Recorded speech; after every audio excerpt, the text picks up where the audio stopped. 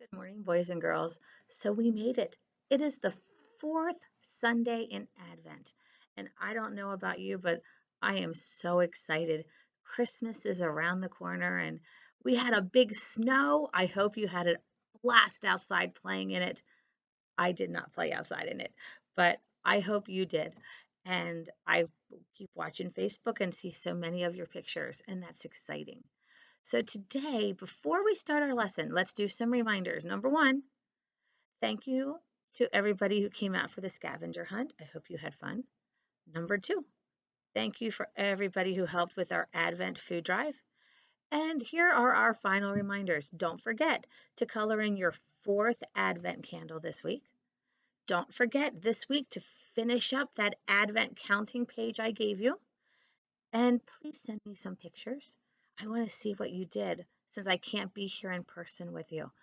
Also, I have a whole bunch of music over the last few weeks, and I want you to go back and sing those songs, and we'll have a few more coming up today, I'm pretty sure. Also, don't forget to sing our Light One Candle song because we'll get to light our fourth candle today. Now, today's lesson is from Luke chapter 2. Here's my Bible, verses 15 to 20. And it's a little bit more of the Christmas story, okay? And it says, when the angels had returned to heaven, the shepherds said to each other, come on, let's go to Bethlehem. Let's see this wonderful thing that has happened, which the Lord has told us about. Now, boys and girls, think about this for a minute. What last time when we left off, the angel had come, sort of scared them. And now they're like, woohoo, let's go. So they took off and they ran to the village and found Mary and Joseph. And there was the baby lying in the manger. Then the shepherds told everyone what had happened and what the angel had said to them about this child. All who heard the shepherd's story were astonished. Astonished means shocked and surprised. But Mary quietly treasured these things in her heart and thought about them often. The shepherds went back to their fields and flocks, glorifying and praising God for what the angels had told them, and because they had seen the child just as the angels.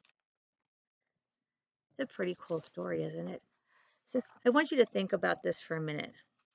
Have you ever had a time in your life that you couldn't wait for something to happen and you knew exactly what it was going to be like and then it didn't happen the way you wanted?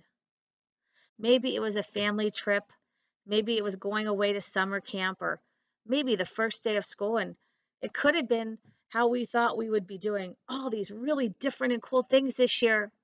And we sort of haven't because we've been quarantined.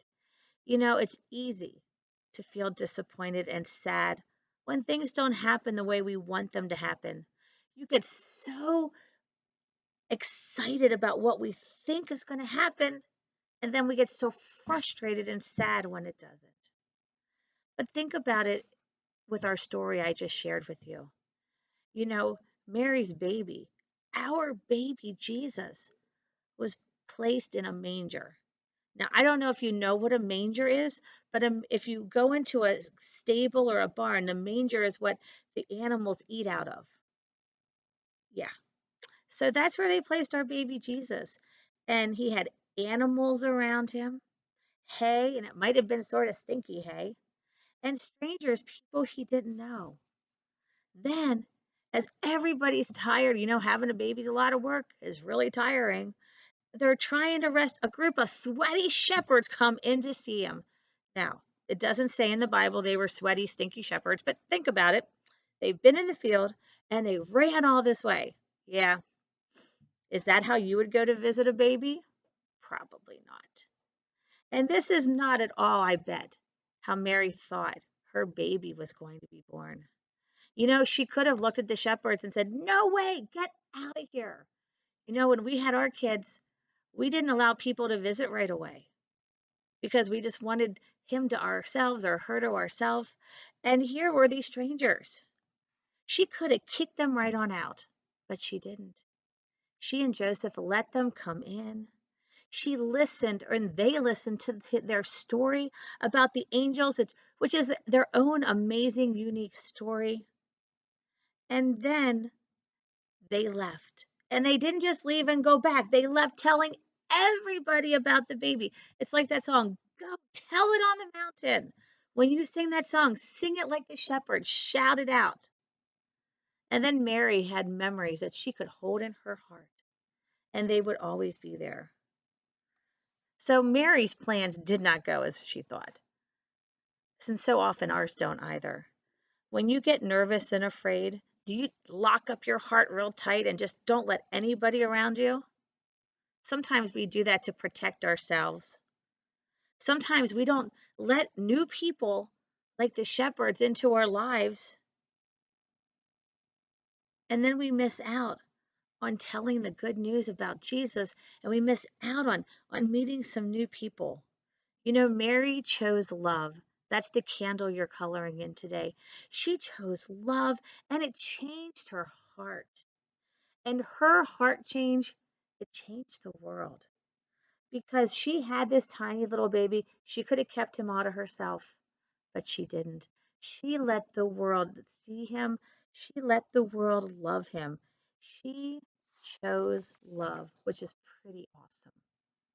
So I want you to think for a minute and talk to your brothers or sisters or mom or dad or what do you think it was like for Mary after Jesus was born? What do you think some of the things were that maybe scared her and why do you think she chose to share her story? Go ahead and you can pause the tape and come back after you've thought about that and talked about it. All right, now I want you to think about a time when things did not go your way and you were afraid or upset. And then I want you to share that with somebody in your house. Did you choose love? And if you didn't, it's okay because we're here to learn how to choose love. And if you didn't choose love, what could you have done differently? Go ahead and pause the video and you can think and talk for a minute. All right, so now I challenge you. I challenge you this week of Christmas when we're thinking about presents and the excitement of Jesus and Santa and everything in the world going on right now. I want you to find a way to choose love this week. And I want you to check in with me. You send me an email, write me a letter, send me a video clip. Check in and tell me how you chose love, okay, boys?